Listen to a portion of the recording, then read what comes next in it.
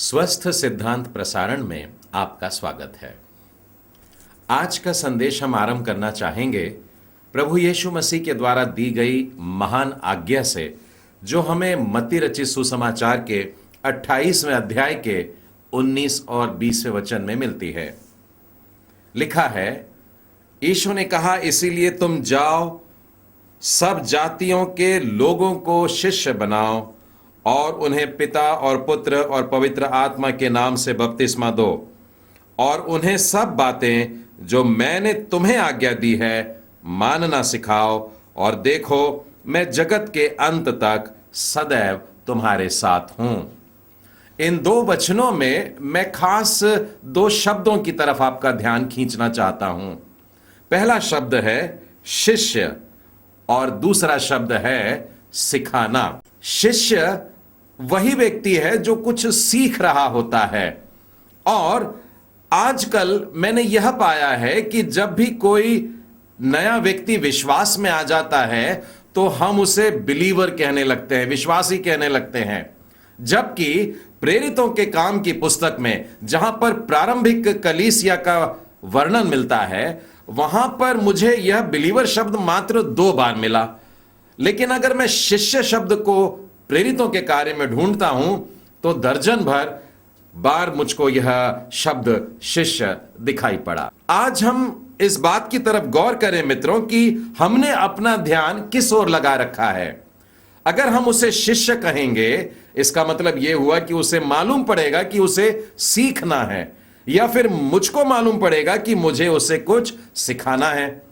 लेकिन यदि मैंने उसे विश्वासी कह दिया, उसे बिलीवर कह दिया, तब मैं उसको यह कह रहा हूं कि तू अपने विश्वास का इस्तेमाल करके परमेश्वर से आशीषों को मांग ले। अर्थात प्रारंभिक कलीसिया का ध्यान इस ओर था कि जितने भी नए विश्वासी आते हैं, जितने भी नए लोग प्रभु यीशु मसीह पर विश्वास लाते हैं, वे शिष्य कहलाएंगे और उनको सिखाया जाएगा, क्योंकि प्रभु यीशु क्रिस्त ने यही महान आज्ञा दी थी कि जगत में जाओ, सब तरफ जाओ और सब जाति जाति के लोगों को शिष्य बनाओ, और जो बातें मैंने तुम्हें सिखाई है वो उनको भी मानना सिखाओ। इसमें एक बात की ओर मैं आपका ध्यान खींचना चाहता हूं। शिष्यता और अनुशासन, ये दोनों शब्द आपस में मेल खाते हैं। अंग्रेजी में डिसाइपल और डिसिप्लिन, ये दोनों शब्द इतने करीब हैं कि समानार्थी से लगते हैं। वास्तव में एक शिष्य जो होता है वो एक ऐसा व्यक्ति है जो कुछ निर्धारित नियमों का पालन करता है, और हम मसीही लोगों के लिए नियम की पुस्तक है परमेश्वर का पवित्र वचन बाइबल। हमें परमेश्वर ने वचन दिया है, आज्ञा दिया है कि तुम जाओ और सब जाति के लोगों को चेला बनाओ और उन्हें सब बातें जो मैंने तुम्हें आज्ञा दी है मानना सिखाओ। उन दिनों में जितने भी शिष्य बनते जा रहे थे वो इन परमेश्वर की दी हुई आज्ञा की तरफ, यीशु की इस महान आज्ञा की तरफ ध्यान दे करके नई नई बातों को अपने जीवन में ले रहे थे, परमेश्वर के अनुग्रह में बढ़ते जा रहे थे, परमेश्वर के वचन के ज्ञान में बढ़ते जा रहे थे, और उनके जीवन में यही दिखाई देता था। वे और शिष्यों को लेकर के आते और उन्हें भी सिखाते, और तब लोगों ने देख करके, इनके जीवन को देख करके लिखा है, शिष्यों को मसीही कहा। आप मेरे साथ में खोलिएगा प्रेरितों का कार्य और उसका 11वां अध्याय और उसके 26वें वचन के पास। यहां पर लोग उनसे, जब वह उससे मिला तो उसे अन्ताकिया लाया, और ऐसा हुआ कि वे 1 वर्ष तक कलीसिया के साथ मिलते और बहुत लोगों को उपदेश देते रहे, और चेले सबसे पहले अन्ताकिया ही में मसीही कहलाए। ये शिष्य थे जिनको लोगों ने मसीही कह करके पुकारा है। हम अपनी शिष्यता की बुलाहट पर खरे तब उतरते हैं मेरे मित्रों, जब हम परमेश्वर के वचन में से लगातार सीखते रहते हैं। प्रभु यीशु ने कुछ यहूदी भाइयों से इस प्रकार से कहा था। साथ में खोलिएगा यूहन्ना का 8वां अध्याय और 31वां वचन। यीशु ने उन यहूदियों से जिन्होंने उस पर विश्वास किया था यह कहा, यदि तुम मेरे वचन में बने रहोगे तो सचमुच मेरे शिष्य ठहरोगे। प्रभु यीशु का शिष्य वही हो सकता है जो प्रभु यीशु ख्रीस्त की बातों को मानता है, उसे ग्रहण करता है और उसके अनुसार चलता है। प्रियो, मसीह जीवन के विभिन्न विषयों पर एक क्रमबद्ध तरीके से परमेश्वर के वचनों में से सिखाते हुए आपको मसीही शिष्यता में उन्नति करने में सहायता करने के लिए यह कार्यक्रम समर्पित है। इन दिनों में हम आराधना, क्रिस्तीय आराधना पर मनन कर रहे हैं, जिसके अंतर्गत हम यह सीख रहे हैं कि आराधना कैसे न करें। और अब तक हम लोगों ने 7 पाठ पढ़ चुके हैं। Till now we have studied 7 lessons on how not to worship. Lesson number 1, do not worship for personal enjoyment. व्यक्तिगत आनंद के लिए आराधना न करें। Lesson number 2, do not sacrifice the scriptures for the spirit. आत्मा में हो जाने के लिए वचन का त्याग न करें। Lesson number 3, do not leave the spirit for the content. वचन सामग्री के लिए आत्मा को न त्यागें। Lesson number 4, do not forget the father. आराधना में परमेश्वर पिता को न भूलें। Lesson number 5, do not neglect individual worship. 5वां पाठ था, व्यक्तिगत आराधना की उपेक्षा न करें। Lesson number 6, do not separate life from worship. अपने जीवन को आराधना से अलग न करें। यह 6वां पाठ था। Last week we have studied the 7th lesson, do not idolise objects, places और पर्सन्स। पिछले सप्ताह हम लोगों ने 7वां पाठ सीखा था कि वस्तुओं, स्थानों या व्यक्तियों को ईश्वर करके न माने। Today we are going to see the 8th lesson and that is do not act disorderly. आज हम लोग 8वां पाठ सीखने जा रहे हैं और यह है कि आराधना में गड़बड़ी का व्यवहार न करें। How not to worship. Lesson number 8, do not act disorderly. आराधना कैसे न करें। मुक्तक आराधना के समर्थन में कलीसिया में कई बार 2 कुरिन्थी और उसके 3 अध्याय का 17वां वचन बताया जाता है। यहां पर यूं लिखा है कि परमेश्वर आत्मा है और जहां कहीं परमेश्वर का आत्मा है वहां स्वतंत्रता है। और वो स्वतंत्रता की तरफ आपका ध्यान खिंचवा करके यह कहते हैं कि कुछ भी कर सकते हो, आप स्वतंत्र हैं। लेकिन मेरे मित्रों, मैं आपका ध्यान इस वचन की तरफ बड़ी गहराई से खींचना चाहता हूं। इस बात में शक नहीं है कि जब पवित्र आत्मा हमें मिलता है तो हमें एक भीतरी रिहाई मिलती है, एक उत्साह मिलता है, एक आनंद मिलता है, जिसके द्वारा हम परमेश्वर की बड़े उछल कूद करके परमेश्वर की आराधना कर सकते हैं। लेकिन यह वचन जो लोग बताते हैं कि प्रभु आत्मा है और जहां पर प्रभु का आत्मा है वहां पर स्वतंत्रता है, इसलिए मनमाने तरीके से हम आराधना करेंगे, यह सरासर गलत है। यदि आप इस वचन का संदर्भ देखेंगे तो आप जानेंगे कि इस अध्याय में आराधना के विषय में कहा ही नहीं गया है। मैं आपको सिर्फ 3 वचन ऊपर लेकर के चलता हूं और वहां से आपको बताता हूं कि यहां पर परमेश्वर का सेवक पौलुस प्रेरित हमसे क्या कह रहा है। हम लोग अपने पुराने जीवन को छोड़ करके, पुराने नियम में जब व्यवस्था के अधीन थे उसमें से निकल करके जब नई वाचा के अधीन आते हैं, ये तब की बातों का वर्णन है। देखिए, मैं 14वें वचन से पढ़ता हूं। परंतु वे मतिमंद हो गए, क्योंकि आज तक पुराना नियम पढ़ते समय उनके हृदय पर वही पर्दा पड़ा रहता है, पर वह मसीह में उठ जाता है। कुछ बातें हैं जो स्पष्ट दिखाई नहीं दे रही है। पुराने नियम में व्यवस्था की वाचा के अंतर्गत जीते आ रहे हैं, उसी को पढ़ते हैं, कोशिश कर रहे हैं कि किसी तरह से हम प्रभु के करीब आएं, लेकिन पर्दा है, स्पष्ट नहीं दिख रहा। लिखा है मसीह में यह पर्दा उठ जाता है। आज तक जब कभी मूसा की पुस्तक पढ़ी जाती है तो उनके हृदय पर पर्दा पड़ा रहता है। अर्थात आज भी जब व्यवस्था पढ़ी जा रही है और वो लोग उन व्यवस्था की पुस्तकों पर मन लगाए हुए हैं, उनको वो बातें समझ में नहीं आ रही है, क्योंकि उन पर पर्दा डला हुआ है। 16वां वचन, परंतु जब कभी उनका हृदय प्रभु की ओर फिरेगा तब वह पर्दा उठ जाएगा। जब वे अपना ध्यान पुराने नियम की व्यवस्था की पुस्तकों से हटाकर परमेश्वर के पुत्र प्रभु यीशु की तरफ अपनी नजर उठाते हैं, तब जाकर के यह पर्दा हट जाएगा, उठ जाएगा, और अब उनको स्पष्ट दिखाई देने लगेगा।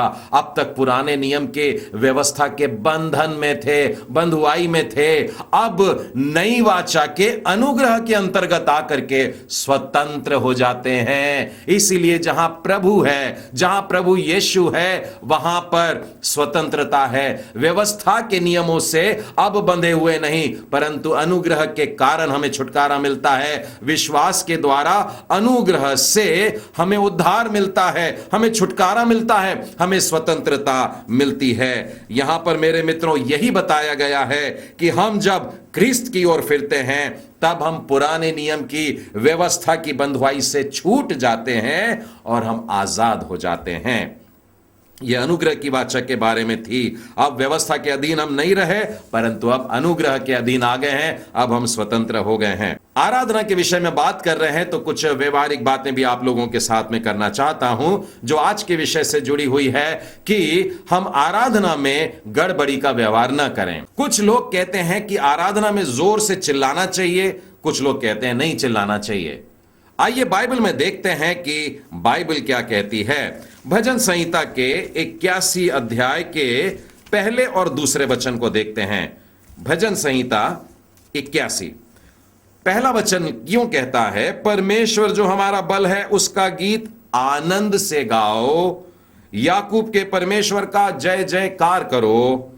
दूसरा वचन कहता है, भजन उठाओ, डफ और मधुर बजने वाली वीणा और सारंगी को लेकर के आओ। मेरे मित्रों, वचनों को बड़े ध्यान से सुनिएगा। परमेश्वर का वचन हमसे कहता है हम जोर से तो कर सकते हैं, परंतु गड़बड़ी वाला नहीं। कई जगह मैंने देखा है कि लोग जब ढोल बजाते हैं तो उसकी गति धीरे धीरे बढ़ते बढ़ते इतनी ज्यादा हो जाती है कि उस गति में मनुष्य खुद कांपने लग जाता है, और जितने उस समूह में खड़े हैं वो उस कपकपी को ही समझते हैं कि हमें पवित्र आत्मा मिल गया। ऐसा बिल्कुल नहीं है मेरे मित्रों। आप जोर से गीत गाइए, जोर जोर से गीत को गाइए, लेकिन तेज गति में न गाइएगा। मुझको एक बात और समझ में नहीं आती है, अगर एक गीत में 7 अंतरे होते हैं तो वो आखिरी वाले 2 ही अंतरों को क्यों दोहराया जाता, बार बार बोला जाता, और जब भी अगली बार गाया जाता है तो उसकी गति को थोड़ा और बढ़ा देते हैं और बढ़ा देते हैं। इस तरीके से बड़ी तेज गति से करने लग जाते हैं। मेरे मित्रों, ऐसा नहीं होना चाहिए। यह मूर्ति पूजकों का तरीका है, यह दुष्ट आत्माओं को बुलाने का तरीका है। ढोल का किस तरीके से गति में बजाना या इस प्रकार के गीतों का गाना नहीं होना चाहिए। आराधना में हम गड़बड़ी का व्यवहार नहीं कर सकते हैं। मैं पौलुस प्रेरित के शब्दों में आपको जो सलाह उसने अन्य जातियों से नए नए जो विश्वास में आए थे उनको दिया था, उस वचन की ओर लेकर के चलता हूं। मेरे साथ में खोलिएगा पहला कुरिन्थी और उसका 12वां अध्याय और उसके दूसरे वचन में से आपको पढ़कर बता रहा हूं। तुम जानते हो कि जब तुम अन्य जातीय थे तो गूंगी मूर्तियों के पीछे जैसे चलाए जाते थे वैसे ही चलते थे। अन्य जाति में जब थे तो मनमानी करते थे, अब गूंगी मूर्ति के सामने है, जो करना है सो करो, उस प्रकार से करते थे। लेकिन अब ऐसा नहीं चलेगा। इस प्रकार से पौलुस प्रेरित लोगों को सिखा रहे हैं। और 12वां, 13वां और 14वां अध्याय जो है ये इसी शिक्षा को लेकर के आगे बढ़ता है। परमेश्वर के दिए हुए वरदानों के उपयोग को भी किस प्रकार से करना है उसमें आगे बढ़ता है। और जब शिक्षा का समापन होता है 14वें अध्याय के अंत में अगर आप आते हैं तो देखिए 40वें वचन में, आखिरी वचन में वहां पर क्या लिखा है, पर सारी बातें शालीनता और व्यवस्थित रूप से की जाए। कितने अच्छे से लिखा है कि आराधना में शालीनता होना चाहिए, आराधना में व्यवस्थितता होना चाहिए। हम गड़बड़ी नहीं कर सकते मेरे मित्रों। लोग अन्य भाषा के विषय में बेहद रोमांचित थे इन दिनों में, जब परमेश्वर का पवित्र आत्मा उन पर आता था और लोग नई नई भाषाएं बोलने लगते थे। बहुत से लोग उनके इर्द गिर्द वे भी चाहते थे कि हम यह बोलने लग जाएं। अब उसके दुरुपयोग के बारे में भी पौलुस प्रेरित उन लोगों को सचेत कर रहे हैं। और देखिए किन शब्दों में उन्होंने बताया। मैं आपको पहला कुरिन्थी और उसके 14वें अध्याय के 18वें वचन से आगे बताता हूं। वहां पर यूं लिखा है, मैं अपने परमेश्वर का धन्यवाद करता हूं कि मैं तुम सबसे अधिक अन्य भाषाओं में बोलता हूं। अपने आप को सबसे पहले उस समूह में शामिल करते हैं जो अन्य भाषा बोलते हैं, परंतु वे जिस तरीके से कर रहे थे उसमें सुधार लाने की आवश्यकता थी। वहां कुछ गड़बड़ी सी पैदा हो गई थी। वहां पे जो बातें वो कर रहे थे एक दूसरे के लिए बड़ी तकलीफदायक हो रही थी। लेकिन पौलुस प्रेरित कहते हैं, मैं तो तुमसे ज्यादा अन्य अन्य भाषा में बात करता हूं, परंतु 19वें वचन की तरफ गौर करिएगा, लिखा है, परंतु कलीसिया में अन्य भाषा में 10,000 शब्द बोलने की बजाय बेहतर होगा कि दूसरों को सिखाने के लिए बुद्धि से केवल 5 ही बातें कहूं। देखिए कितनी बड़ी संख्या के साथ में अंतर है। वो 10,000 शब्द नहीं बोलेगा, परंतु मात्र 5 शब्द बोलने को तैयार हो जाता है। मेरे मित्रों, हम लोगों को अपने जीवन में से वो बच्चों वाली बातें, वो ना समझी की अब दूर करने का समय आ गया है। अब हमें स्पष्टता की ओर आगे बढ़ने की जरूरत है। एक प्रश्न हमारे मन में अक्सर उठता है कि आवाज बढ़ाने के विषय में आप कुछ स्पष्ट कहें। देखो मित्रों, हम अपने परमेश्वर की आराधना, जैसे मैंने पहले भी कहा, जोर से पुकार के कर सकते हैं। जो वचन आपके सामने मैंने पढ़कर बताया था, जो हमें भजन संहिता के 81वें अध्याय में मिलता है, वो भी कहता है कि परमेश्वर का जय जयकार करो। और जब जय जयकार करते हैं तो लिखा है आनंद से गाओ। वो आनंद भी होना चाहिए, गड़बड़ी नहीं होना चाहिए। और जब तुम अलग अलग वाद्य बजाते हो, साज बजाते हो, तुम तो डफ बजाओ और वीणा बजाओ, सारंगी बजाओ, लेकिन लिखा है मधुर होना चाहिए, अर्थात वो शालीनता होना चाहिए, वो व्यवस्थित रूप वहां पर भी होना चाहिए। हम जोर से तो बोल सकते हैं मेरे मित्रों, लेकिन चीखना चिल्लाना नहीं है। भजन संहिता का 95वां अध्याय और उसके पहले और दूसरे वचन में, आओ हम यहोवा के लिए ऊंचे स्वर से गाएं, अपनी उद्धार के चट्टान का जय जयकार करें, और हम धन्यवाद करते उसके सम्मुख आए, भजन गाते हुए उसका जय जयकार करें। हम ऊंची आवाज में परमेश्वर की आराधना कर सकते हैं, उसका जय जयकार कर सकते हैं, लेकिन मेरे मित्रों, परमेश्वर की आराधना करने में ऐसी कोई गड़बड़ी ना करें जो व्यक्ति निरर्थक चीखते और चिल्लाते हैं, उस प्रकार की बातें बिल्कुल भी नहीं होना चाहिए। भजन संहिता के दूसरे अध्याय के 11वें वचन में भी इसी प्रकार से हमको मिलता है, लिखा है, डरते हुए यहोवा की उपासना करो और कांपते हुए मगन रहो। परमेश्वर के सम्मुख आनंद से तो आए हैं, लेकिन कांपते हुए का मतलब है कि वो अनुशासन में हमको बने रहने का है। मैंने कुछ अजीब बातें इन दिनों में सुना हूं, जो आराधना में शामिल होने लगे हैं। वे लोग आपको दहाड़ने के लिए भी कह रहे हैं, यहां तक कि आत्मा में भौंकने के लिए भी कहते हैं। मेरे मित्रों, ऐसे लोगों से सतर्क रहना है, ये झूठे शिक्षकों से बचकर रहना है, उनको अपने समूह से दूर रखने का है। एक अजीब सी पुस्तक इन दिनों में देखने आई, जो यूनाइटेड स्टेट्स से छप करके आई है, और वो पुस्तक का टाइटल है animal sound of Holi spirit, पवित्र आत्मा की जानवरों वाली आवाजें। मेरे मित्रों, मनुष्य और कितना गिर सकता है, परमेश्वर से कितने दूर हो गए हम। परमेश्वर के वचनों की पहचान नहीं है, परमेश्वर के स्वभाव की पहचान नहीं है। परमेश्वर ने हम मनुष्यों को अपने स्वरूप में बनाया, जानवरों की मानिंद नहीं बनाया। हम मनुष्यों को स्वर्गदूतों से थोड़ा सा ही कम बनाया है, लेकिन जानवरों से बहुत ऊपर की ओर बनाया है। और यदि हम जानवरों जैसी हरकत करते हैं, जानवरों जैसे बनते हैं, तो यह पाप है, इससे हमें बचकर के रहना है। बाइबल तो हमें बताती है, वास्तव में जानवर बन जाना परमेश्वर की ओर से श्राप है। मैं आपको दानियल की पुस्तक में लेकर के चलता हूं, और उसके 4थे अध्याय में आपको नबूकदनेस्सर राजा से मिलवाता हूं। वह घमंड से फूल गया था। एक दिन महल के छत पे टहल रहा था, चारों तरफ नजरें घुमाया और घमंड से फूल गया, मैंने कितना बढ़िया देश बसाया है। उसके मुंह से ये शब्द अभी निकलने पर ही थे कि परमेश्वर का क्रोध उस पर आया, और उसको नम्र बनाने के लिए देखिए परमेश्वर ने क्या किया।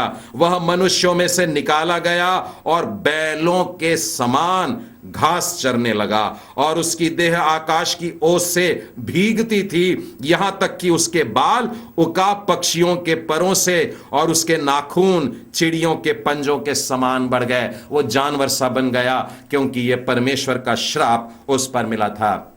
मेरे मित्रों, शालीनता बनाए रखने के लिए हमें अपनी शारीरिक हरकतों पर भी नियंत्रण करना चाहिए। मैं बाइबल में से आपको एक शब्द बताता हूं, पहला कुरिन्थी और उसका 14वां अध्याय और उसका 32वां वचन, जहां पर हमें अपने आप को नियंत्रण में रखने की बात कही जाती है। जब हम आराधना करते हैं और भविष्यवक्ताओं की आत्मा भविष्यवक्ताओं के वश में है, वो ऐसा नहीं कह सकते हैं कि आत्मा मेरे अंदर आ गया, अब मैं अपने आप को खो दिया, अब मेरा नियंत्रण नहीं है। गलत। बाइबल बताती है भविष्यवक्ताओं की आत्मा भविष्यवक्ताओं के वश में है। उसी के आगे देखिए कितने स्पष्ट लिखा है 33वां वचन, क्योंकि परमेश्वर गड़बड़ी का नहीं परंतु शांति का परमेश्वर है।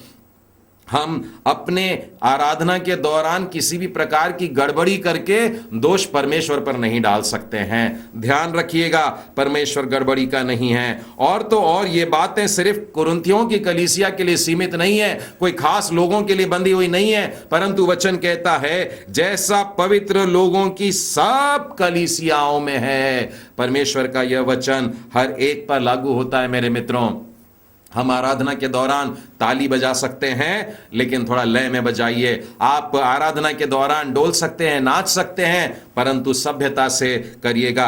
आपकी किसी भी हरकत के कारण किसी दूसरे को कष्ट नहीं पहुंचना चाहिए। परमेश्वर की उपस्थिति को महसूस करने के लिए आराधना मत करिएगा। बहुत से लोगों से मैंने सुना है कि आराधना कर रहे थे तो परमेश्वर की उपस्थिति का एहसास हुआ। गलत। आपको इस बात को एहसास नहीं करना है, महसूस नहीं करना है, परंतु विश्वास करना है कि परमेश्वर है और इस स्थान में है। यीशु के उस वायदे को फिर दोहराता हूं, मत्ती के 18वें अध्याय 20वें वचन में यीशु ने कहा, जहां 2 या 3 मेरे नाम से इकट्ठा होते हैं वहां पर उनके मध्य में मैं हूं। हमें वचन से विश्वास की ओर जाना है और विश्वास से एहसास की ओर जाना है। इसका उल्टा मत करिएगा कि एहसास को लेकर के फिर हम विश्वास करने आते हैं। ऐसा नहीं, वचन से ही हमें विश्वास हो, और यह विश्वास कि हमारा परमेश्वर हमारी प्रार्थना को सुनता है, हमारी आराधना को ग्रहण करता है। जब हम आराधना करते हैं तो एक बात का और ध्यान रखना बेहद जरूरी है, और यह है संस्कृति का। आप जिस स्थान में आराधना ले रहे हैं वहां की जो स्थानीय संस्कृति है उसको भी ध्यान में रख करके आप आराधना कर सकते हैं। मैं भजन संहिता के 95 का अध्याय और उसका 6वां वचन अब पढ़ के बताता हूं। वहां पर यूं लिखा हुआ है कि आओ हम झुक कर दंडवत करें और अपने कर्ता यहोवा के सामने घुटने टेकें। जो पूर्वी देश है वहां की जो संस्कृति है वहां पर झुक करके आराधना होती है, यहां तक कि अपने पैरों में, अपने घुटनों पर आकर के, घुटने टेक करके परमेश्वर की आराधना होती है। बाइबल के समय में जो बातें हम देखते हैं, मेरे साथ में खोलिएगा पहला तीमुथियुस उसका 2वां अध्याय और उसका 8वां वचन। यहां पर यूं लिखा है, इसीलिए मैं चाहता हूं कि हर जगह पुरुष बिना क्रोध और विवाद के पवित्र हाथों को उठा करके प्रार्थना किया करे। इस स्थान में लोगों से कहा जा रहा है कि हाथों को उठा करके करे, लेकिन मैं आपका ध्यान खींचना चाहूंगा, यह केवल पुरुषों के लिए आज्ञा थी, या यह बात उनसे सलाह के रूप में दी जाती है कि पुरुष जो है वह अपने हाथों को उठा करके ऐसा करे। आप कहेंगे कि क्या यह स्त्रियों पर लागू नहीं होता है? यहां पर यह वचन केवल पुरुषों के लिए है, स्त्रियों के लिए इसके बाद वाला वचन है। देखिए 9वें वचन में लिखा है, वैसे ही स्त्रियां भी संकोच और संयम के साथ सुहावने वस्त्रों से अपने आप को संवारें। जब हम आराधना में आते हैं मेरे मित्रों, तो इन बातों की तरफ भी हमें ध्यान देना है कि कहीं इन बातों के द्वारा भी कोई गड़बड़ी पैदा ना हो जाए। पश्चिमी देशों में जो स्त्रियां हैं वे बेधड़क होकर के अपने हाथों को उठा लेते हैं, बड़ी सहजता से अपने हाथों को उठा करके परमेश्वर की आराधना करते हैं। लेकिन भारत देश में जो महिलाएं हैं, स्त्री, वो साड़ी ओढ़ती हैं और इसीलिए अपने हाथों को उठाने में असुविधा महसूस करती हैं।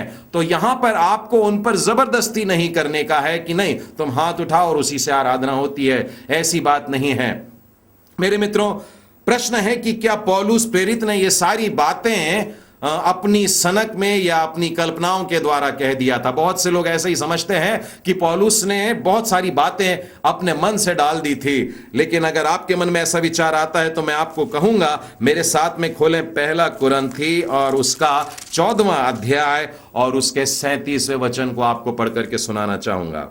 यहां पर यह लिखा है, यदि कोई मनुष्य अपने आप को भविष्यवक्ता या आत्मिक जन समझे तो यह जान ले कि जो बातें मैं तुम्हें लिखता हूं वे प्रभु की आज्ञाएं हैं। ये सारी बातें जो आज आपने सुनी है मेरे मित्रों और प्रेरितों के द्वारा लिखी गई हैं, परमेश्वर के वचन से आपने आज सुन पाए हैं, ये परमेश्वर की वो आज्ञा है जिसे हमें पालन करना है। यदि हम क्रिस्त के सच्चे शिष्य हैं तो यीशु ने कहा है, यदि मेरे शिष्य हैं तो मेरी बातों को सुनेंगे, मेरी बातों को मानेंगे, मेरे वचन को ग्रहण करेंगे, मेरी आज्ञाओं का पालन करेंगे। और इसीलिए मेरे मित्रों आप लोगों से आग्रह करता हूं, यदि आपकी आराधना में कभी कोई ऐसी बात घुस आई है जिसे आज आपने जान लिया है कि यह तो गलत बात है, आवश्यकता है उस बात को निकाल के दूर कर दें। संभव है कि आप उस कार्य को बहुत लंबे समय से करते आ रहे थे, तो भी कोई संकोच न करना, क्योंकि परमेश्वर की आज्ञा को पहला स्थान देना होगा।